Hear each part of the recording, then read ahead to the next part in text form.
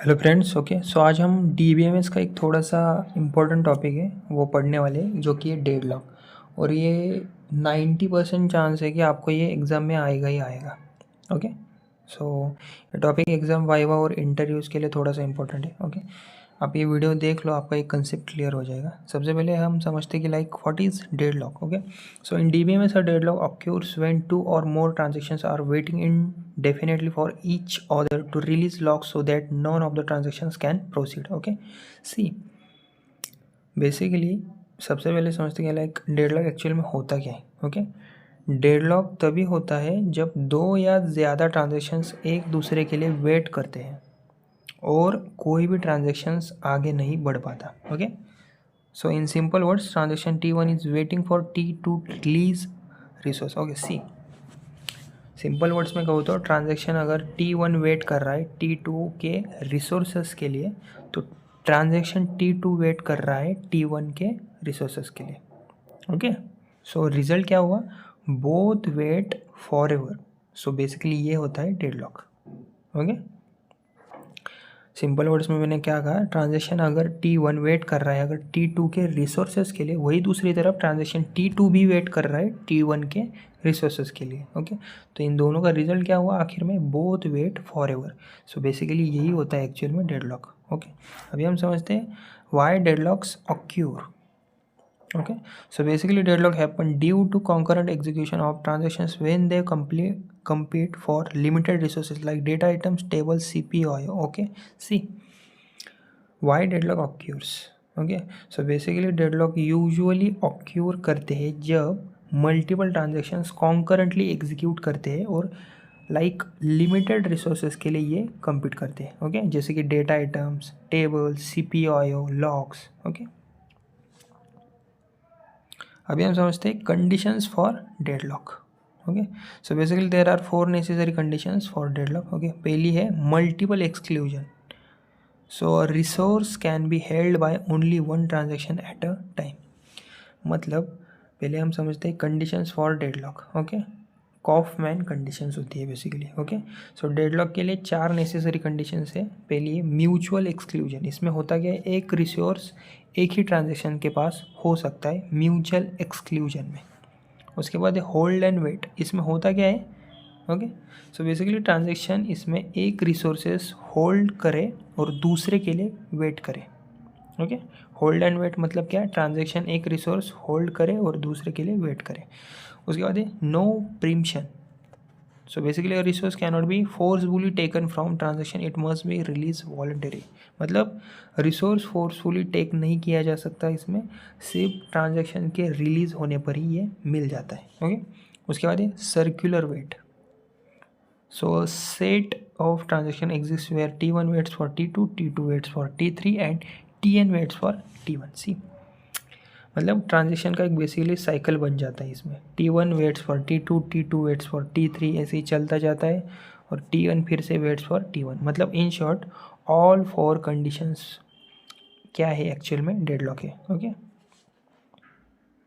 अभी हम समझते हैं एग्जांपल ऑफ डेडलॉक। सी, अभी हमने ऊपर भी एक देखा था, अभी भी एक देखते हैं। ओके, सी, मान लीजिए transaction T1 locks resources A और नीड्स रिसोर्सेज B।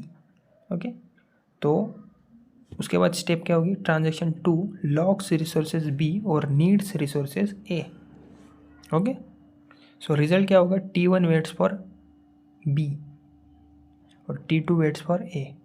तो ये क्या हो गया? डेडलॉक। ओके, तो इससे सिस्टम हाल्ट नहीं होता, लेकिन क्या होता है? Transactions wait forever. तो रिसोर्सेज क्या हो जाते हैं? वेस्ट पड़ के, मतलब एक ही जगह पर हो रहे हैं, वेस्ट हो रहे हैं रिसोर्सेज। ओके, अभी हम समझते हैं डेडलॉक हैंडलिंग इन डीबीएमएस। ये थोड़ा सा इंपॉर्टेंट है, एग्जाम में आपको 2-3 मार्क्स के लिए आ सकता है। Deadlock handling in DBMS. Okay, there are 3 main strategies to handle deadlocks. पहला है डेडलॉक प्रिवेंशन। सी, डेडलॉक्स को हैंडल करने के लिए 3 मेन वेज होते हैं। पहला है डेडलॉक प्रिवेंशन। ओके, इसमें होता क्या है? ओके, सो बेसिकली डेडलॉक को होने से पहले प्रिवेंट करना, यही होता है डेडलॉक प्रिवेंशन। ओके, सी, और इसकी टेक्निक क्या है डेडलॉक प्रिवेंशन की? Break mutual exclusion. ओके, लेकिन ये पॉसिबल नहीं होता हमेशा। उसके बाद break, hold and wait. Okay, break, hold and wait. Request all resources at once, एक बार ही रिक्वेस्ट करना। ओके, उसके बाद प्रीम्पशन। तो ये प्रीम्पशन क्या होता है डेडलॉक प्रिवेंशन में? रिसोर्सेज फोर्सबली ले लो उससे। उसके बाद break circular wait. Okay, impose ordering on resources, मतलब क्या? Impose ordering on resources. Okay, उसके बाद डेडलॉक अवॉइडेंस।